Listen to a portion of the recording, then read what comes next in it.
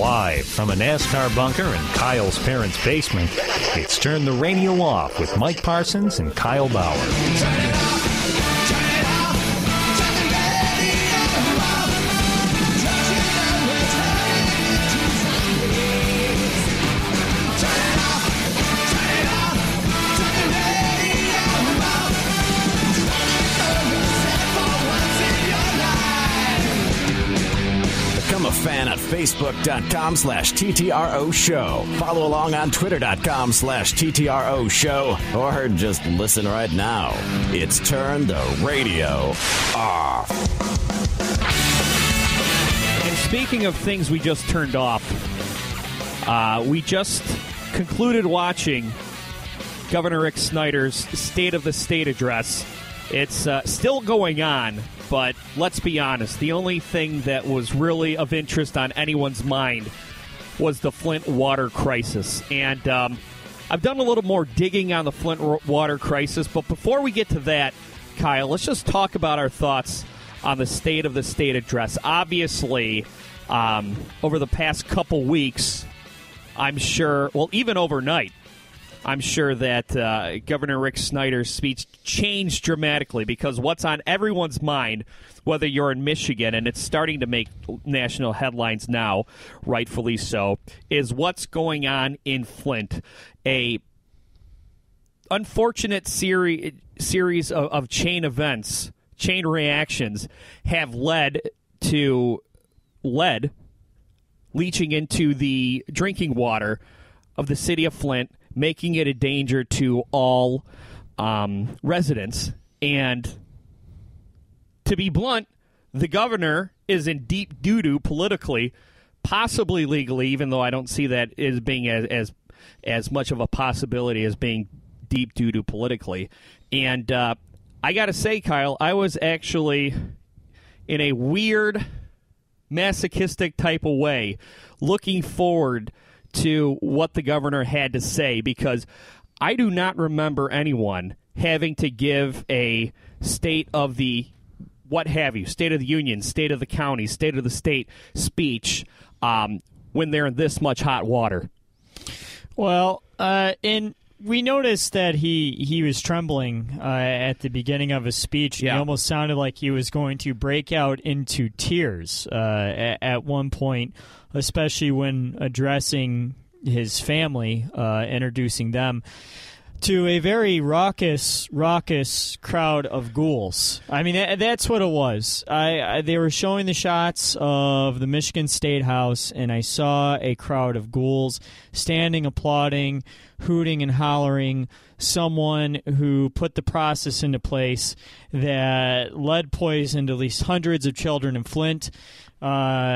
10 people died of Legionnaire's disease, which hasn't officially been tied back to the water. It's being investigated. But could possibly have had something to do with the water. The it's a very good chance. Is certainly conspicuous. We're talking about a disaster. We're talking about a man-made disaster of the grandest scale in Michigan politics, all put into place by a governor who had a very callous and constitutionally questionable emergency management system that has worked in some cases. We've cited Detroit in the past as that. I thought Kevin Orr did a good job. But obviously in Flint, it was multiple emergency managers who led to oversights that led to this cost-cutting measure, which poisoned hundreds, if not thousands, of people. Right, and regardless of who you blame for this, Flint has been rendered a third world city for the most part because, you know, there's seriously drinking water that the residents cannot use because it's poisonous. Now, what struck me was, you know, we were talking about how the governor's voice was trembling, and my first question, is this genuine? Does he know that he's in deep crap, or is this calculated? When I was looking at Rick Snyder for the beginning of his speech, I saw a guy who knew that there's a very good chance his political career is over. And I got to say, during all the pleasantries, I found that quite uncomfortable when he was thanking everybody. He was shouting out the veterans for their heroicism, which I felt was kind of unfair to them because everything about this speech has been tainted. And I said to you, Kyle, that this reminds me of when I was a kid, and it was report card day, and I got a bad grade. And I came home from school, and I told my mom about all my good grades before I showed her the F on my report card. That's what it felt like watching it before he delved into the Flint Water Crisis. And throughout it, he gained some strength in his voice, obviously, as he was exonerating himself from this crisis. Mm-hmm. Never once in his timeline that he presented to during his State of the State did he mention emergency manager, did he mention himself as far as approving anything, which they were the ones who ultimately approved everything. Sure, he opened up the speech by saying the buck stops with me, but that's where it ended as far as mentioning himself, as far as directly placing verbal accountability towards himself. And that's very important as far as when you're giving a speech and you're delivering it to people and you're engaging them and how you're painting a picture with your words. He put himself in the picture and then he slowly painted over himself. And he also not once mentioned emergency managers. And he was really trying to distance himself and his policies that, again, got this ugly, disgusting ball rolling across the city of Flint, leaving a disaster in its wake. And one of the things I noted, too, was how he aligned himself with...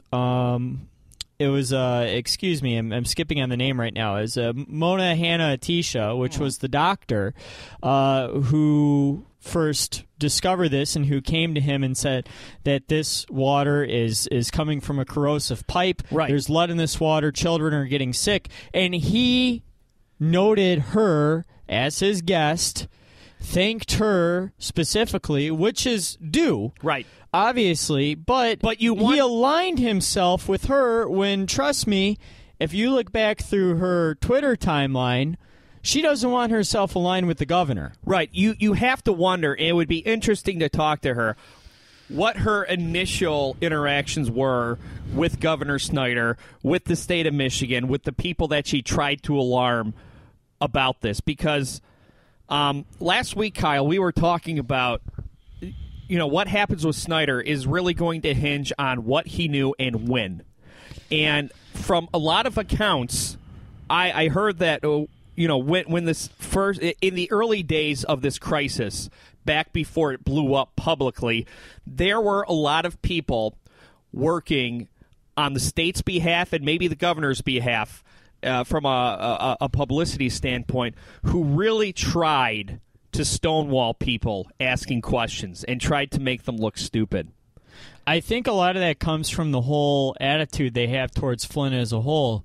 This is a city full of impoverished people that do not have political leverage. They don't have influence, and Flint doesn't make waves in state of Michigan politics. Okay, their Congress people don't. The representatives don't.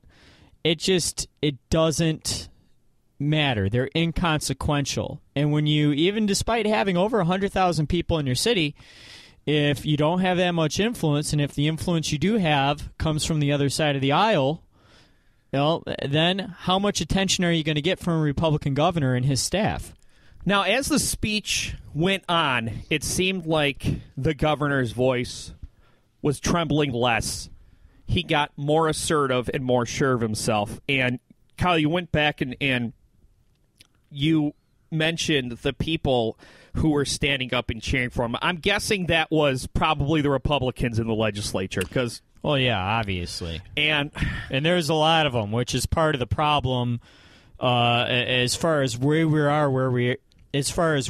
are right now. It's part of the problem is that the Republicans, I think, have had too much power in this state, and it's obviously corrupted them. And I think that those people standing up and cheering for him gave him a false sense that he was digging himself out of this hole with his speech. And I also think it illustrates how out of touch people in Lansing are, because if they knew what the public response was to this, I would not be caught dead.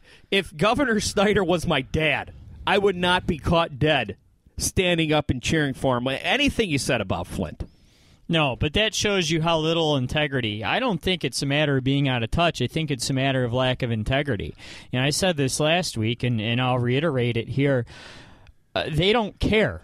They never cared. If they cared, this wouldn't have happened in the first place, Mike. They don't care, and they know that their demographic, which is mostly middle-aged to elderly white people who vote for them, don't really care that much either, because it's a city full of impoverished black people who, in their mind, have been nothing but leeches on the system.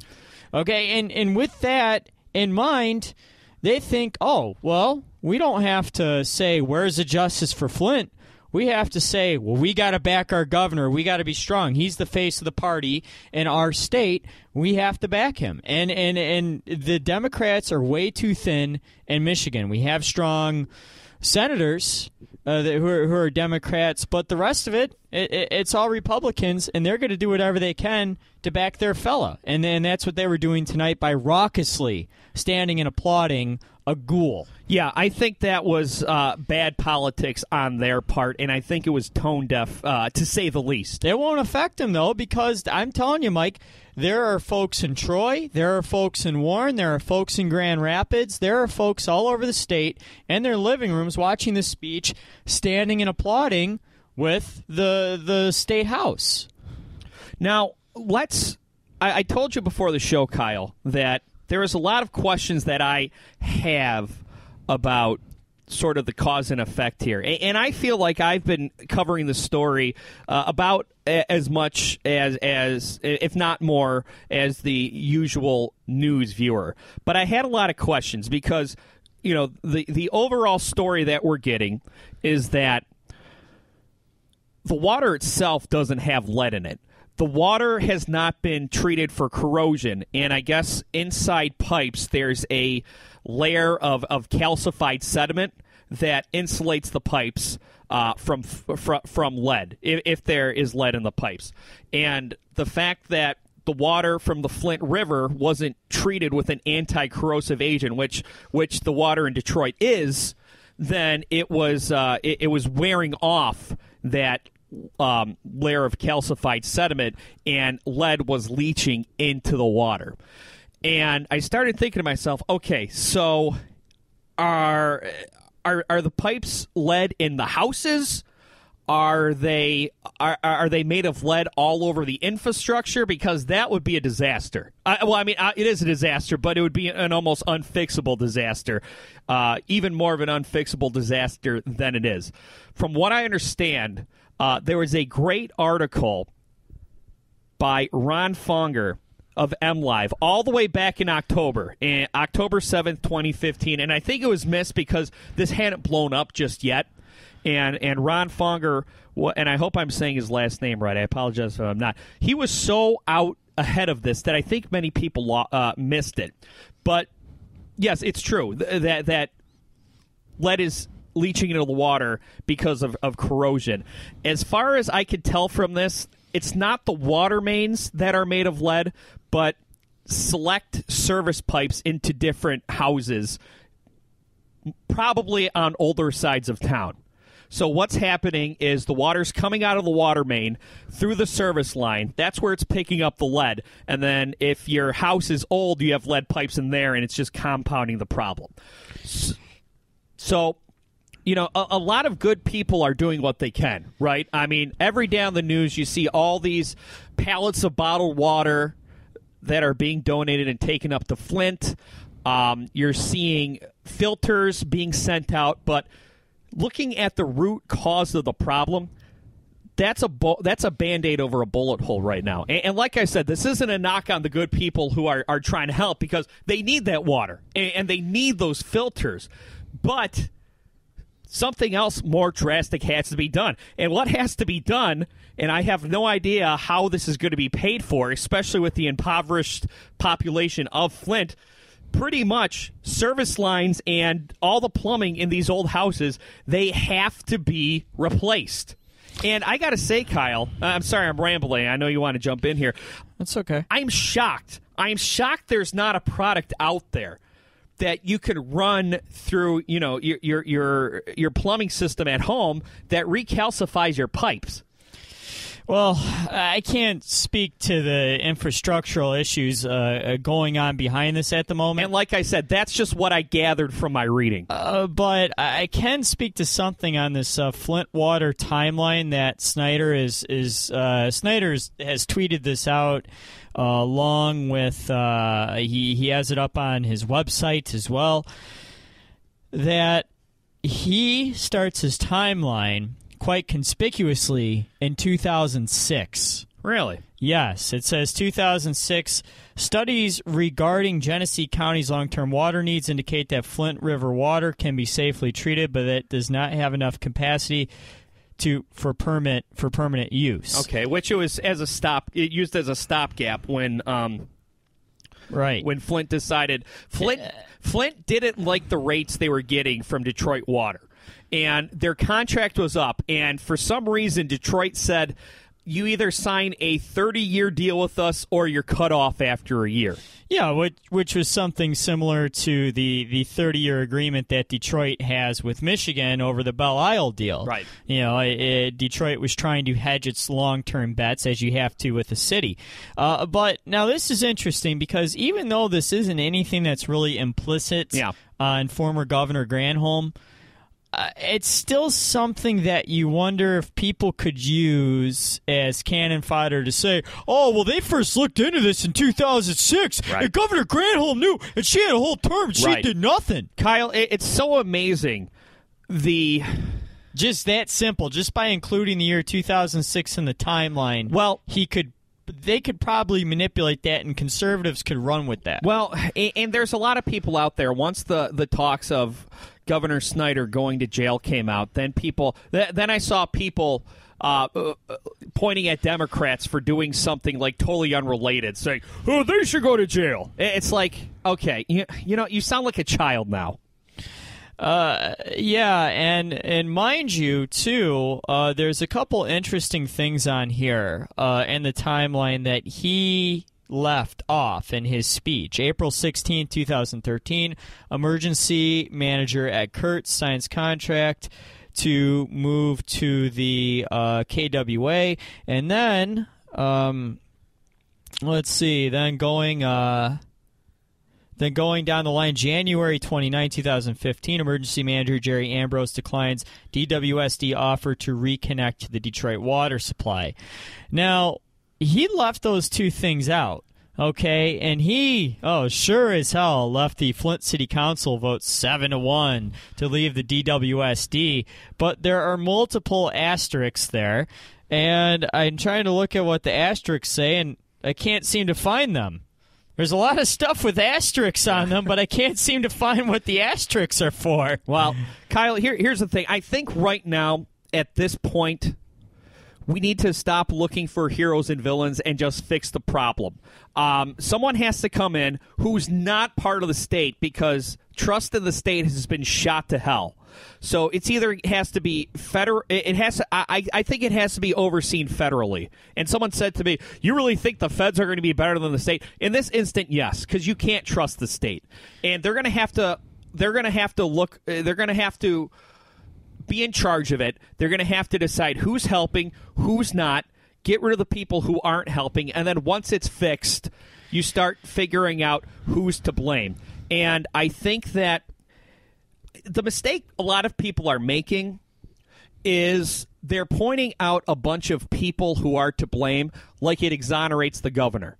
And I think just because other people are to blame doesn't take any blame off the governor. There's, of course, the city council, who people are saying voted to get rid of it. But like you said last week, Kyle, they were under an emergency manager. And anything that happens under an emergency manager has to be signed off by the emergency manager and the governor. So there you've got the emergency manager, the governor, the city council. You got Dane Walling, the former mayor of Flint, who seemed like a real slippery bastard when I saw him on Channel 4 with Hank Winchester, because they were showing, Kyle, when they made the switch, the city of Flint was celebrating because, hey, screw you, Detroit. And you know what? Maybe the Detroit Water Authority might have some culpability in this. Yeah. But, you know, in the Department of Environmental Quality, which was Snyder repeatedly hammered them. Yeah, he made sure to say their name a lot. The EPA, he also hammered them as well, and he claimed that it was their findings, saying that there was no real issue with the water, that it wasn't anything poisonous. Investigate all of them, but yeah. but fix the problem. But going back to this Dane Walling character, Kyle, because he just rubbed me the wrong way, because there are all these pictures, all these photo ops of him flipping, quote-unquote, flipping the switch from Detroit to Flint Water. And he was more than happy to take that picture at the time. But once he was on with Hank Winchester after this happened, he was blaming everyone but himself. Oh, absolutely. And again, he opened by saying he'll take the buck stops with him, hence taking accountability. But I didn't really see him taking accountability throughout his speech because, again, he conveniently left himself out. This is what everybody's doing in this, Kyle. Everybody. Every single person. I'll take accountability for my part, but you know whose fault it really is. That's what everybody's doing. Well, I guess Snyder also touched on Detroit schools towards the end of his speech from what I'm reading on Twitter. And, you know, that's another disaster in his wake. I mean, really, there are multiple things that he should, be removed from office for. And I think this, ultimately, because he said it himself, the buck stops with him. And also the emergency manager law. That's all on him. The emergency managers who went along with this, austerity that led to so much cost-cutting, it put people's lives in danger. This cost-cutting has increased the deficit in Detroit public schools almost triple. And you look at all the issues that the Flint schools are having as well under the same emergency managers who approved all this. He has implemented a system that, for the most part, has failed and failed dramatically. Well, I think, if anything, and this is going to sound very libertarian of me here, Kyle, if anything, this shows the consequences of letting government have too much power. Ironically, cost-cutting, which is a tenet of libertarianism, but no, I hear what you're saying, because what he did was outside the realm of a constitution. These were not elected officials. These were officials that he put in place. And, for me, it comes down to what's the possibility of any real consequence for him or the emergency managers? Really? I think politically, you and I disagreed on this last week. I thought up until this he had a bright future politically if he wanted to continue. I think as of right now, that's gone. I think politically he's going to suffer. Legally, I don't know. There'll be lawsuits. Oh, yeah, there's already lawsuits being filed, and those will last forever, thankfully. But, Kyle, I want to give you some props on something you predicted last week that came true.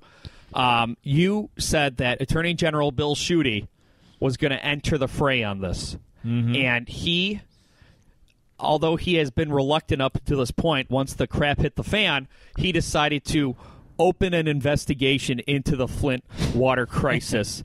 Now, this got really good, too. Now, Kyle, you have some concerns about this. I think politically, especially if he wants to run for governor, which I think, if I'm putting money on it, the next governor is going to be Mark Hackle, I think. But Bill Schuette, a lot of people are saying he wants to run for governor. So, number one, I think that's why he's doing this. And if he wants to run for governor, politically, he has no choice but to do a thorough and transparent investigation. But you also said it's an empty gesture, which I think it's unnecessary because there's going to be a federal investigation into this. And like I said, I don't want anyone from the state investigating this because they blew their chance.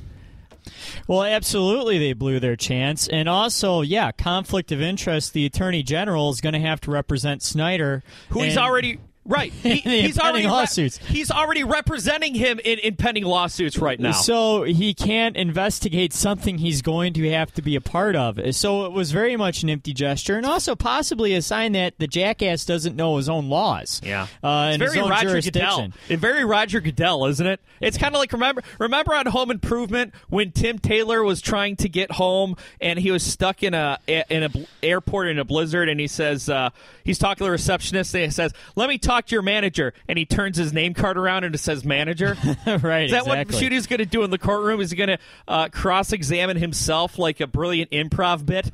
He probably will, because the guy's a joke. No, old Shooty, out of all the ghouls in the Michigan State House and Senate and government, of all of them, everyone involved on Snyder's cabinet, this guy is probably the slimiest, and Todd Corser, but but this guy though, he is a slippery character. He is. He's very slippery. He's done everything in his power to try to keep gay marriage from becoming a reality in Michigan. Now his big fight is legalization of marijuana, which is expected to be on the ballot this upcoming fall.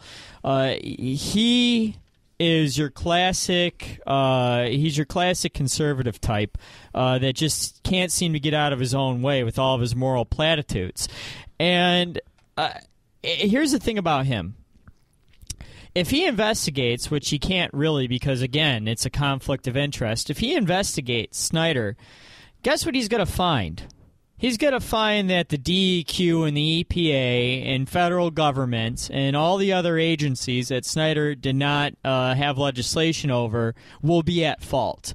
Because you mentioned Roger Goodell. Roger Goodell has a saying, protect the shield. The Republican Party is that shield for him. And who's at the head of it? Rick Snyder. Again, that's why there's a raucous hooting and hollering. Yeah. There's probably some fist pumping. It was like an Arsenio crowd in there. Well, and Kyle, like I said earlier in this segment, I think if he's running for governor, to me, this is more of a campaign move. And I think what he's going to do, he's reading the tea leaves and he's watching which way the wind is blowing.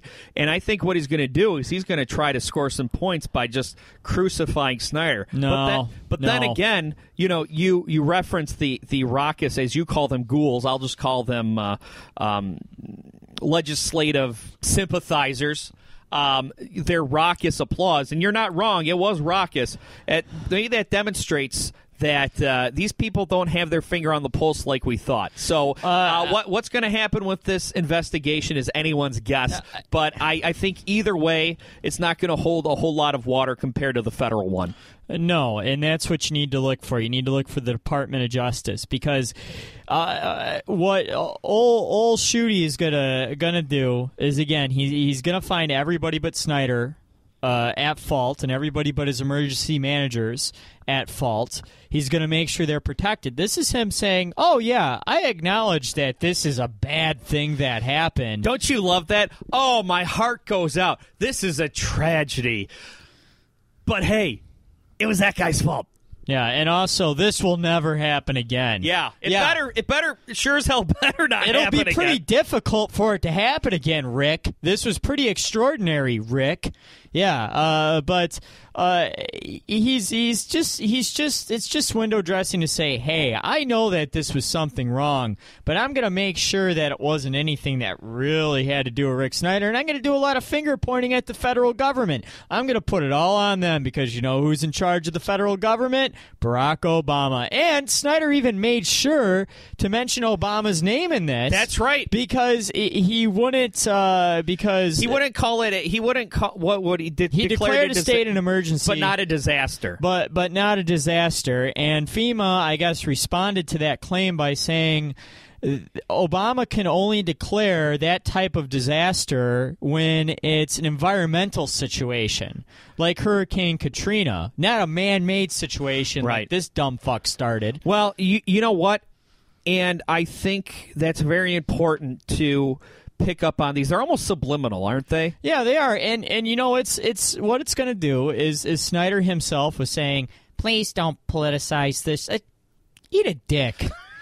Anyway, yes. Eat a dick, Snyder. Yeah, you are politicizing it by asking not to politicize it. You really are.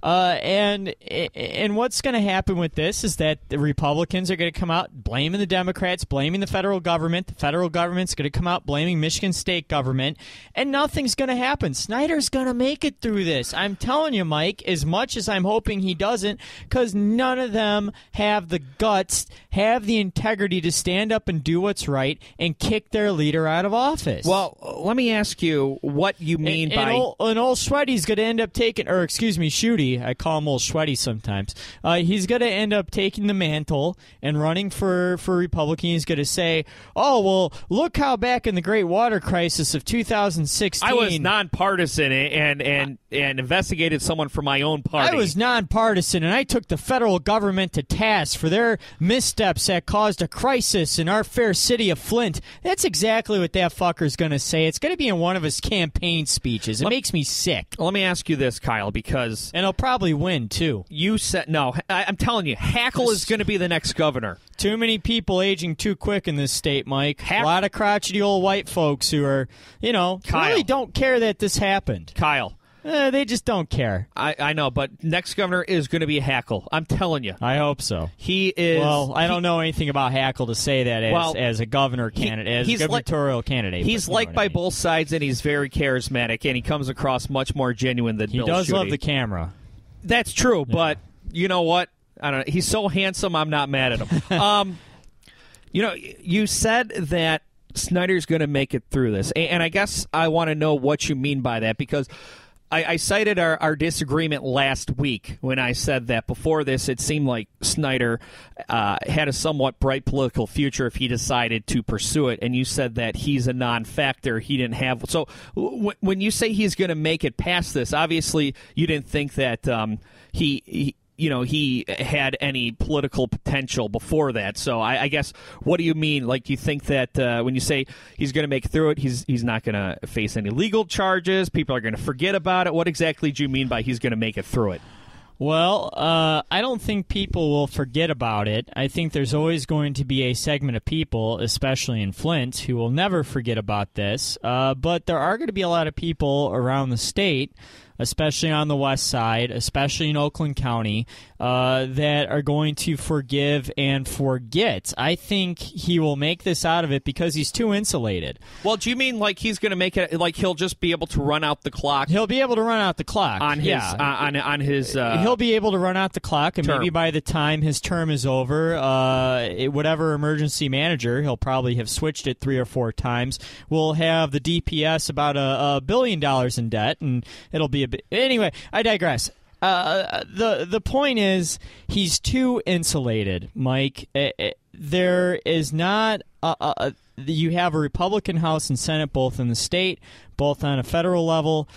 There's not enough folks out there that have the power outside of Barack Obama, who all he can do is merely suggest that Snyder resign, and even then will probably make a lot of people say he's overreaching. But there's just not enough people who can put pressure on him to either recall him, to impeach him, or to put pressure on him to resign. There's just not enough. He's too insulated, and he's going to be able to run out the clock. I didn't think he had a political future after this. Now he doesn't have any future at all. He's going to make it through the rest of this term because there are enough people who are apathetic towards the plight of impoverished people, towards the plight of black people in the state, and he won't have a corporate future. But he can retire, probably buy a house somewhere in Bloomfield Hills or something, and he can live nice private life without any consequence. One thing I think is interesting that we didn't touch on. is that he says that he is going to release his emails from 2014, 2015. And I got to tell you, Kyle. You can do that with a FOIA request, by the way. It's not that an extraordinary of a move for him to do that. It's not very transparent. But emails are becoming such a buzzword in politics, going back to Hillary Clinton and the Benghazi emails that she was less than forthcoming about. And I wonder if that. I wonder how transparent and forthcoming this email dump from Rick Snyder is going to be. I'll tell you what, though. There's already been a lot of emails released. I'm going to be keeping my eye on Click on Detroit, WXYZ.com, MLive, all of them, because I am curious as hell as to what's going on with this. And if our hunch is that Snyder knew about this long before he took any action, it'll be interesting to see how he wriggles out of it. We have to take a break, Kyle. It was a long segment, but there was a lot I wanted to touch on. We'll be back. It's Turn the Radio Off on the Internet. Less rock, more talk. Turn the radio off. Become a fan at peoplehatemypodcast.com. With the sun starting to set earlier in the evening, drivers need to be more alert when traveling after dusk. Keep your windshield clean and wipe front and rear lights frequently so you can see and be seen by oncoming traffic. Don't overdrive your headlights and slow down when you see a potential hazard in the road in front of you. Remember, many traffic deaths occur at night, so make sure you and those around you aren't left in the dark. From AAA Michigan, I'm Rob Lewis for WXOU, Auburn Hills. I'm Polly Pocket. Want to see what's new? Really fun compacts just for you. Polly Pocket has a stage where she dances ballet. In her shiny tutu, so pretty today. Polly Pocket. Polly's water fun park, a big slide for the pair. Then happy birthday, surprise, it's a bear. Polly Pocket. Polly Pocket. Now there's lots more ways to have a Polly day. Polly Pocket Party Time Surprise, Water Fun Park, and Ballerina Polly Compacts are each sold separately.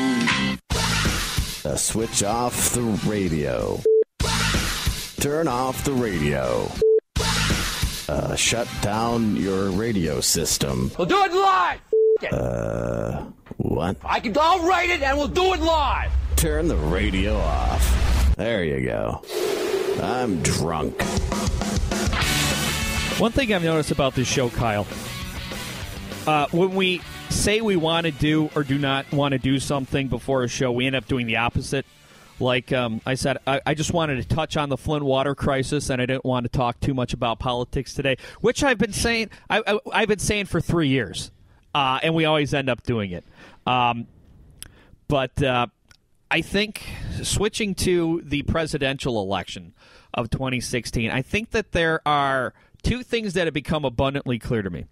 Number one, Donald Trump is just trolling us. Did you see that video that he of those 3 little girls who were being exploited, and their dad wrote this weird patriotic song, and they lip-synced it before a rally? Yeah, that was really bizarre. It seemed like, it was something out of a comedy skit that would be satirizing Trump. Right, and, the lyrics were, apologize for freedom. I can't handle... What is this? Who are these made-up people who are apologizing for freedom? It's like... Every day on Facebook, I see a meme that says, I will never apologize for being American. Share if you agree. Who's apologizing for being American? These people, they're just whipping people up into an imaginary frenzy for anger bait clicks. That was a big thing when Obama first took office back in 2008. There were these claims, or 2009, there were these claims that he was going around on a world tour apologizing to this country and that country for atrocities.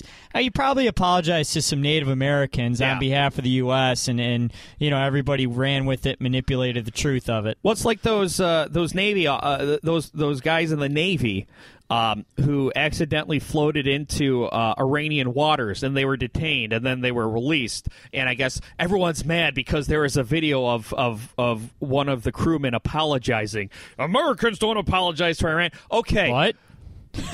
What? We have a lot to apologize for. We probably should apologize at least once. Well, I mean, here's the thing. Okay, number one, they did accidentally float into Iran water, so it was a mistake. Number two, how brave are you going to be, and how much is not apologizing on behalf of America? How important that going to be? Because they were surrounded by Iranian gunmen when they did it. So it's like, I mean, you got to think to yourself, okay, I've got a wife, I've got a family, I've done nothing wrong. They can either blow my head off here, or I can go home and just say I'm sorry. I mean, okay, you know what? If they found a way to shoot their way out of it and not apologize for America, that'd be commendable, I guess. But I just don't understand people criticizing, because these half these people probably haven't served in a war. They're not even brave enough to join the Navy like these guys did, and they're blasting them for apologizing to Iran. Yeah, well, everybody thinks every military exercise or operation or misstep is like 13 Hours, that new Benghazi movie, or American Sniper, or I don't know, that one about SEAL Team 6, where it is a bunch of unapologetic, hulked out Americans firing assault rifles at Iraqi children. So, but it's been an interesting time in politics, though, because we're really starting to see a pendulum shift. Well, let me tell you the other thing I'm certain of here, Kyle, is that the Democratic debates are being scheduled so that people will forget that anyone but Hillary's running. Their first debate, the first debate was it was prime time, but it was after the Republicans already had two. The second one was on a Saturday night, and the third one was Sunday 9:00. And even though a lot of the think pieces said it was during an NFL playoff game, it wasn't. But people had been sitting in front of the TV. Yeah, still Sunday night, 9:00. It's buried. It's still buried. And that's also a lot of, it's usually, not that I'm up on the hot premium cable or AMC shows or anything like that, but I know that's when a lot of those shows typically are on too. It's not a good time, is the point. And they're not putting it in as primetime television on a Tuesday night at like 8:00. Which, to the Republicans' credit, they have been great about scheduling their debates so that their candidates, unfortunately it's been Trump, get the most most face time in primetime time slots. And it's possible that could help whoever their nominee ends up being. Right. But one thing that is true, though, in my mind, and I think to a lot of people, Mike, you're not alone. Notice that Bernie Sanders has been a candidate that the Democrats themselves have been trying to bury. And I've been a firm believer that this nomination has been promised to Hillary Clinton ever since they asked her to step aside in 2007 and let Barack Obama kind of take the wheel of where the party was going. Which in hindsight was a smart decision for them. I don't think Hillary Clinton could have beat John McCain. Well, that's debatable. But anyways, we're talking about hindsight stuff. To stay on track, Sanders has been gaining in the polls rapidly. He's now soundly ahead in New Hampshire, and it's almost a dead heat in Iowa right now, and he's polling well in other states. Mm-hmm. And no, he doesn't have the insurmountable lead that was the headline of some article on Uncut US today. Yeah. It's interesting. Folks want to talk about socialism being close to Eastern European politics back in the day. There seems to be a lot of propaganda out there for Bernie. I know a lot of times when I'm watching my Facebook feed and I see these extremely partisan think pieces, whether it's a Republican think piece for Donald Trump or against Obama, or a Democratic, a liberal think piece, overinflating Bernie Sanders' lead. I feel like Will Smith in Concussion with tears in my eyes going, "Tell the truth. Tell the truth." Exactly. Yeah, Bernie Sanders does not have an insurmountable lead, and despite the headlines that you may have read on Huffington Post, no, it has not been confirmed that Bernie Sanders will be sworn in as our president in January 2017.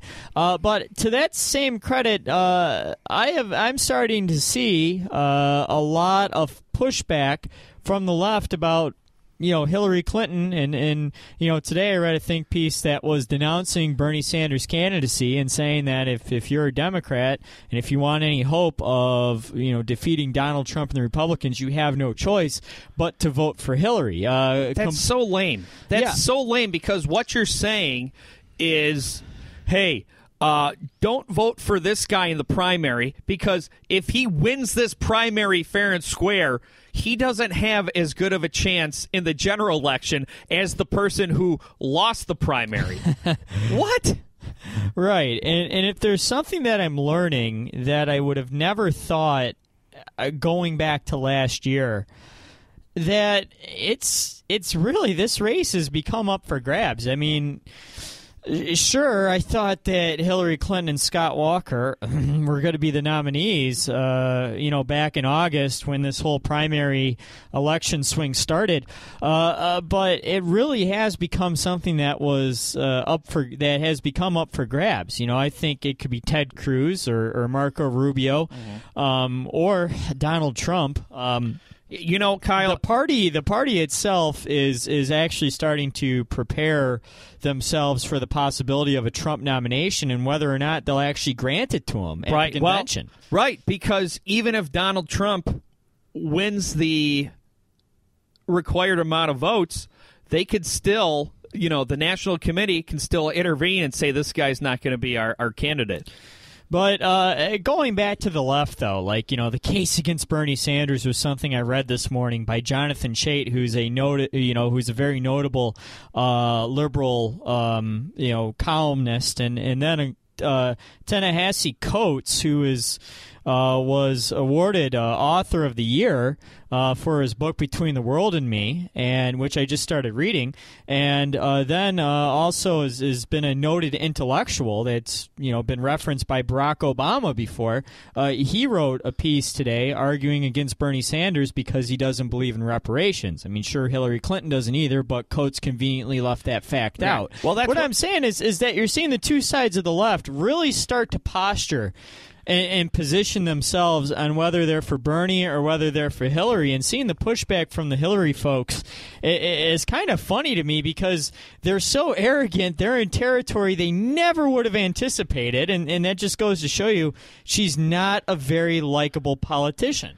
Your thoughts on the Lena Dunham push for Hillary Clinton? I guess Lena Dunham is taking over her Instagram account, probably because Hillary Clinton is 70 and has no idea how to use technology like any abuela.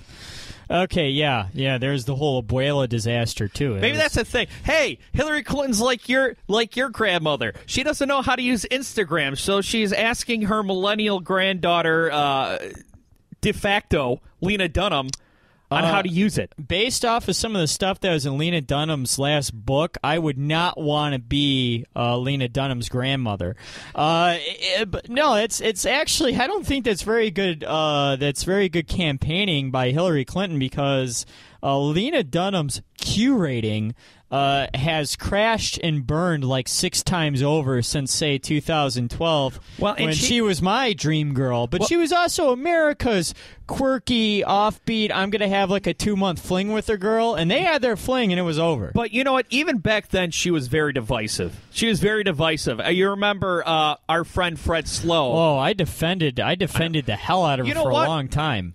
I wasn't as passionate about her, but I got what she was doing, and I respected it. But also, another trick that the left is using, kind of along that the establishment left is using along the lines to kind of shut down Bernie bros, is they're calling Bernie Sanders supporters Bernie bros. Oh. They're categorizing them as misogynistic.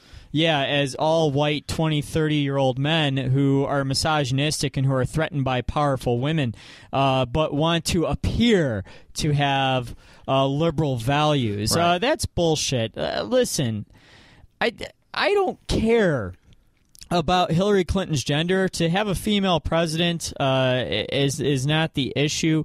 If Elizabeth Warren were running, which there's rumor that if Bernie gets a nomination, he's going to pick Elizabeth Warren as his running mate, I would be happy about that. If Elizabeth Warren herself was running, I would definitely consider her, for president. But Elizabeth Warren decided not to run, probably because Hillary Clinton told her not to.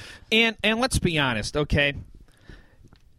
Being the first white female president doesn't seem as historic coming off the first black president. And it's definitely historic because women have had a hill to climb as well, and that goes without a doubt. They still have a lot of prejudices, systemic prejudices today similar to black people. But you're right, Mike, in a sense that, it doesn't seem as historic, but it doesn't have to. It doesn't have to be about that. They want it to be about that because they think they can get some votes off of that. They think they can get some votes by pushing back and saying, if you don't support Hillary and you're a Democrat or you're a liberal, you're a misogynist, and that's why you're not supporting her. And that's not it at all. That's a terribly flawed argument that has fundamental roots in why she's not likable and why she's not winning. Well, she's winning, but not as much as she should be. Why she's not running away with it like everyone thought. You know, Chelsea from upstairs and I were watching the news earlier today, and of course, there was the news that Sarah Palin is endorsing Donald Trump, which we'll get into in a second. But, then they were also talking about the numbers that Bernie Sanders was putting up. And I'm sitting there and I'm just saying, God, just like every election I've ever voted in, Kyle, except for the first one when my sister told me George W. Bush was going to lead us to World War III, I had to vote. I had to go vote for John Kerry. And, of course, that didn't happen. So, I've always taken campaign promises and threats lightly ever since then. But ever since that election, it takes me a long time to figure out who I'm going to vote for. And at some election days, I wake up, I've never felt good about anyone I voted for. And I'm looking and I'm like, okay, I don't know who I want to be president. I guess the person I'd have a least amount of trouble with being president is Bernie Sanders. My problem with Bernie Sanders, though, Kyle, is that I feel like when I'm watching him, and I believe he's sincere, but I feel like I'm watching the kid running for student council president, promising a McDonald's in the cafeteria and a roller coaster on the playground. He's making a lot of promises that sound great, but I'm not sure how feasible they are. Single-payer universal health care is feasible, but you had a hard time getting people to switch over to Obamacare. Yeah. And I mean, Bernie's conceded that this will cause tax hikes. It won't be significant. It won't set people back, but it will cause tax hikes. I think Sanders ultimately... Here's the thing, and this was the problem that I had with the column that I read by Jonathan Chait of New York Magazine today in his case against Bernie Sanders is that, yeah, it's true. There is a lot that Bernie will try to do and that he'll have a hard time realistically being able to accomplish because he's trying to hit a segment of Americans that have shown historically they are scared of drastic change. Obama was able to campaign off change, but really Obama didn't. I mean, there's a lot he changed, but there wasn't incredibly significant change. Well, and it came slowly, too. Yes. But that's the way the government was designed. The government was designed for slow change, to be a big ship that takes a long time to steer a different direction. And yes, there was some policy change. Yes, there was some social change. Absolutely. But there is still a lot of systemic issues in place. Racism is still a problem. Not that it was ever realistic to think he could defeat that. I'm just saying, really, did that much change? No. Bernie is trying to offer us sweeping, systemic, societal class change. And that's one thing that definitely hasn't changed under Obama is classism. And with that in mind, I don't know if a lot of people will get that. People are threatened by a raise in their taxes. People are threatened by another change to their health care. And that's probably the best point that you can make against Bernie, is that a lot of what he's promising, he probably won't be able to do. But I can still go ahead and vote for him on principle. And that was the problem that I had with it. The idea that you can't go out and vote for someone on principle. The best point that he made, I thought, was that Hillary will be close to a continuation of Obama. Well, that's kind of what she's campaigning on. She's got, and I think that's her best move, because I think if Barry were to run for a third term, I think he'd win again. I'm not sure, but then again, I think he would. Then again, my mind is skewed by where I work. I understand that my perception of Obama, of the way people perceive Obama, might be a little skewed. And today, of course, the big tease in the political world was Donald Trump has a big announcement this afternoon. Oh, someone's going to endorse him. And, of course, everyone knew it was going to be Sarah Palin. And I got to be honest, Kyle, I would actually be shocked. I would have been shocked if Sarah Palin didn't endorse Trump. And it seems like the reason why he wanted to secure that endorsement is him and Ted Cruz are neck and neck in Iowa. And I think he's hoping that, obviously, she doesn't have the clout she used to, but I think he's hoping she has just enough clout to give him a few extra numbers in the polls. But I think people are so sick of Sarah Palin that it's actually a bad move overall for his campaign. It is, and it was what sunk John McCain's campaign. And I actually like that she's endorsing him, because maybe he'll be dumb enough to even throw her on his ticket. I mean, this woman's political poison. And she also adds to the racism, the ignorance, and the xenophobia that Trump has been tapping into throughout his campaign. So it's a natural fit. I mean, maybe he might get a couple Ted Cruz supporters. Yeah. Well, that's what he's going at, because Ted Cruz and him are neck and neck. A lot of right-wing political pundits are telling Donald Trump to lay off Ted Cruz because he's going to lose a lot of the vote he's going after. So I think this was him trying to get over on Ted Cruz. Yeah, which by the way, I keep telling myself, in every primary, or right before the primaries, and in every primary, even the first couple, Iowa and New Hampshire, still isn't very telling. Right. But the problem with the GOP that I'm really having is who the hell's going to break out of this mess? Yeah. Well, it's kind of like you can see Bernie. Hillary's always been the establishment candidate. We've known that. We knew that she was always going to be there. Bernie's giving her a legit challenge for the first time. So that's kind of a surprise.